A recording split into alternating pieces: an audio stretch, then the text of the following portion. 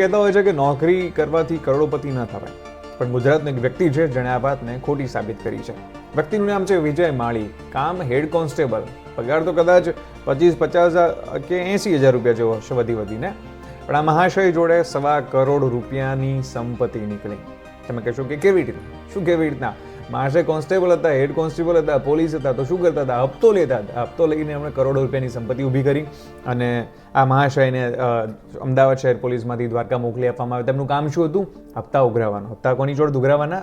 જેટલા spa centre હોય એમાંથી હપ્તા ઉઘરાવવાનું કામ આ મહાશયનું હતું, વિજય માળીનું હતું. વિજય જયરામભાઈ માળી, આ વ્યક્તિનું નામ 1999માં ભાઈ લાગ્યા હતા નોકરીએ અને એના પછી પોતે પોતાનો ધંધો ચાલુ કરી દીધો અને 1999થી અત્યાર સુધીમાં એમણે લગભગ 1.25 કરોડ રૂપિયા જેવી પ્રોપર્ટી તો બનાવી દીધી. હવે આ તો ખાલી એટલી પ્રોપર્ટી જે પકડાણી છે. આપણે જો વાત કરીએ તમામ પ્રોપર્ટીની જે એમણે વાપરી નાખ્યા હશે, રૂપિયા છોકરાઓને આપ્યા હશે, બીજા ઘણા બધા આપ્યા છે, તો કેટલાય રૂપિયા થયા હશે. આ હેડ કોન્સ્ટેબલ સામે અત્યારે એસીબી દ્વારા અપ્રમાણસર મિલકતનો ગુનો નોંધવામાં આવ્યો છે અને તમને જણાવી દઉં કે આ મહાશય પાસે 4 મકાન, 3 કાર અને 26 લાખ રૂપિયાની એફડી છે.